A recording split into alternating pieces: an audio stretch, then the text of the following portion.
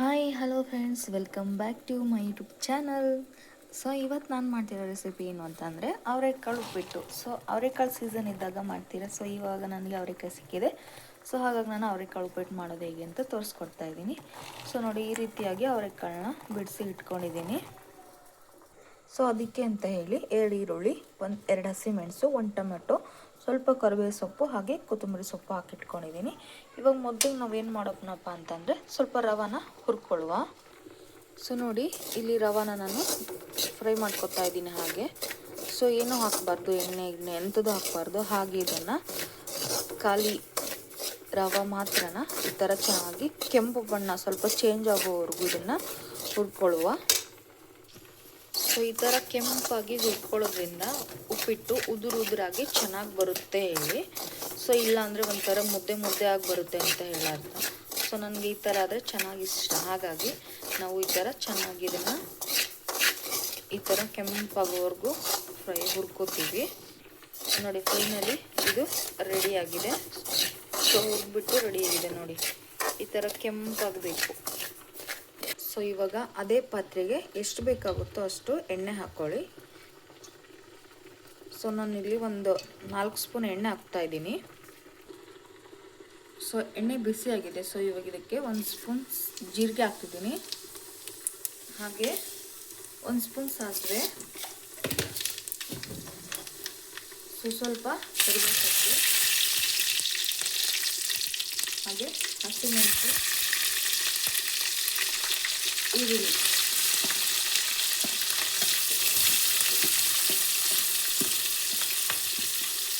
So ಇದನ್ನು ಚೆನ್ನಾಗಿ ಒಂದು ರೌಂಡು ಫ್ರೈ ಮಾಡ್ಕೊಳ್ಳೋಣ.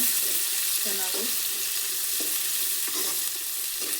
ಈರುಳ್ಳಿ ಎಲ್ಲ ಸ್ವಲ್ಪ ಕಲರ್ ಚೇಂಜ್ ಆಗಿ ಅಲ್ಲಿವರೆಗೂ ಇದನ್ನು ಒಂದು ರೌಂಡ್ ಚೆನ್ನಾಗಿ ಫ್ರೈ ಮಾಡ್ಕೊಳ್ಳುವ. ಸೊ ನೋಡಿ, ಈರುಳ್ಳಿ ಸ್ವಲ್ಪ ಚೇಂಜ್ ಆಗಿದೆ. ಇವಾಗ ಟೊಮೊಟೊ ಹಾಕ್ತಿದ್ದೀನಿ.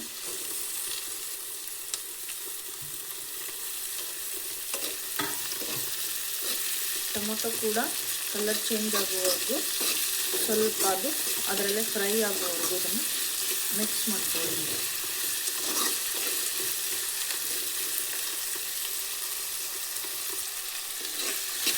ಸೊ ನೋಡಿ, ಈ ರೀತಿ ಚೆನ್ನಾಗಿ ಮಿಕ್ಸ್ ಮಾಡ್ಕೊಳ್ಳಿ.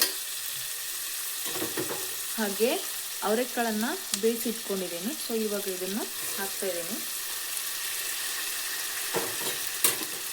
ಇದನ್ನು ಕೂಡ ಚೆನ್ನಾಗಿ ಮಿಕ್ಸ್ ಮಾಡ್ಕೊಳ್ಳಿ.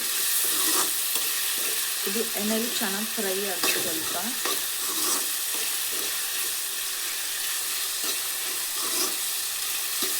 ಈ ಥರ ಚೆನ್ನಾಗಿ ಬಿಸಿ ಆಗಲಿ. ಸೊ ನೋಡಿ, ಈ ರೀತಿ ಚೆನ್ನಾಗಿ ಎಲ್ಲ ಮಿಕ್ಸ್ ಆಗಬೇಕು. ಎಣ್ಣೆಲಿ ಒಂದ್ಸಲ ಫ್ರೈ ಆಗಬೇಕು, ಅಲ್ಲಿವರೆಗೂ ಇದನ್ನು ಈ ಥರ ಚೆನ್ನಾಗಿ ಮಾಡ್ಕೊಳ್ಳಿ. ಸೊ ಇವಾಗ ಇದಕ್ಕೆ ಎಷ್ಟು ಬೇಕಾಗುತ್ತೋ ಅಷ್ಟು ನೀರನ್ನು ಹಾಕ್ತಿದ್ದೀನಿ.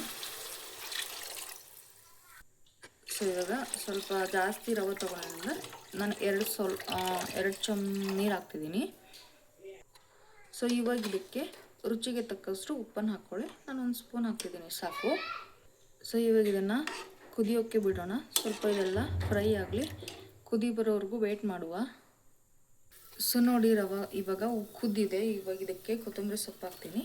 ಸೊ ಎಲ್ಲ ಲಾಸ್ಟಲ್ಲಿ ಹಾಕ್ತಾರೆ. ಲಾಸ್ಟಲ್ಲಿ ಹಾಕಿದರೆ ಇದ್ರ ಪರಿಮಳ ಬರೋದಿಲ್ಲ. ಹಾಗಾಗಿ ಈ ಟೈಮಲ್ಲಿ ಹಾಕಿದ್ರೆ ಚಲೋ ಆಗಿ ಘಮ ಅಂತ ಬರುತ್ತೆ. ಸೊ ನೋಡಿ, ಇವಾಗ ಇದು ರೆಡಿಯಾಗಿದೆ. ಕೊತ್ತಂಬರಿ ಸೊಪ್ಪು ಹಾಕಾಗಿದೆ. ಗ್ಯಾಸ್ನ ಸ್ವಲ್ಪ ಕಮ್ಮಿನೇ ಇಟ್ಕೊಳ್ಳಿ, ಯಾಕಂದರೆ ಇದು ಒಂಥರ ಸೀರುತ್ತೆ. ಸೊ ಇವಾಗ ಇದಕ್ಕೆ ರವೆ ಆ್ಯಡ್ ಮಾಡ್ತಿದ್ದೀನಿ.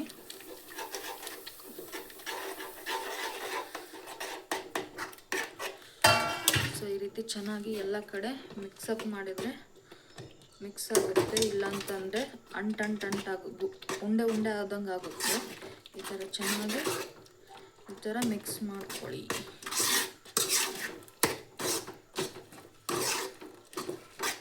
ನೋಡಿ ಯಾವ ಥರ ಚೆನ್ನಾಗಿ ಮಿಕ್ಸ್ ಆಗ್ತಿದೆ ಅಂತ ಹೇಳಿ. ಸೊ ರವೆ ಬೇಗ ನೀರನ್ನು ಹಿಡ್ಕೊಬಿಡುತ್ತೆ. ಅಷ್ಟರೊಳಗೆ ಬೇಗ ಈ ಥರ ಮಾಡ್ಕೊಳ್ಳಿ. ನೋಡಿ ಎಷ್ಟು ಬೇಗ ನೀರು ಹಿಂಗೋಯ್ತು ಅಂತ ಹೇಳಿ. ಸೊ ಇದು ರವೆ ಚೆನ್ನಾಗಿ ಬೇಯಬೇಕು, ಅಲ್ಲಿವರೆಗೂ ಇದನ್ನು ಈ ಥರ ಚೆನ್ನಾಗಿ ಮಿಕ್ಸ್ ಮಾಡ್ಕೊಳ್ಳಿ, ಕೆಳ ಹಿಡಿಯೋದಂತೆ ಈ ಥರ ಚೆನ್ನಾಗಿ ಮಿಕ್ಸ್ ಮಾಡ್ಕೊಳ್ಳಿ. ಸೊ ಈ ಥರ ಉದುರಾಗಿ ಬರುತ್ತೆ ನೋಡಿ. ಸೊ ನಾನು ಆವಾಗಲೇ ಹೇಳಿ ರವೆ ಹುರಿಯುವಾಗ ಈ ಥರ ಕೆಂಪಾಗಿ ಹುರ್ಕೊಂಡ್ರೆ ಈ ಥರ ಉದುರಾಗಿ ಬರುತ್ತೆ, ಇಲ್ಲ ಅಂತಂದರೆ ಮುದ್ದೆ ಬರುತ್ತೆ. ಸೊ ನೋಡಿ ಫೈನಲಿ ಅವರೆಕಾಳು ಉಪ್ಪಿಟ್ಟು ರೆಡಿ. ಸೊ ನೀವು ಮಾಡ್ಕೊಳ್ಳಿ ಮನೇಲಿ, ಮರೆಯದೆ ಹೇಗಿತ್ತು ಅಂತ ಮರೆಯದೆ ಕಮೆಂಟ್ ಮಾಡೋದನ್ನು ಮರಿಬೇಡಿ. ಸೊ ನೋಡಿ ಫೈನಲಿ ಅವರೆಕಾಳು ಉಪ್ಪಿಟ್ಟು ರೆಡಿಯಾಗಿದೆ. ಸೊ ನೀವು ಮನೇಲಿ ಮಾಡಿ ಹೇಗಿತ್ತು ಅಂತ ಮರೆಯದೆ ಕಮೆಂಟ್ ಮಾಡಿ. ಸೊ ಹಾಗೆ ಯಾರೆಲ್ಲ ಸಬ್ಸ್ಕ್ರೈಬ್ ಮಾಡದೆ ನೋಡ್ತಾ ಇದ್ದಾರೆ ಪ್ಲೀಸ್ ಸಬ್ಸ್ಕ್ರೈಬ್ ಮಾಡ್ಕೊಂಡು ನೋಡಿ.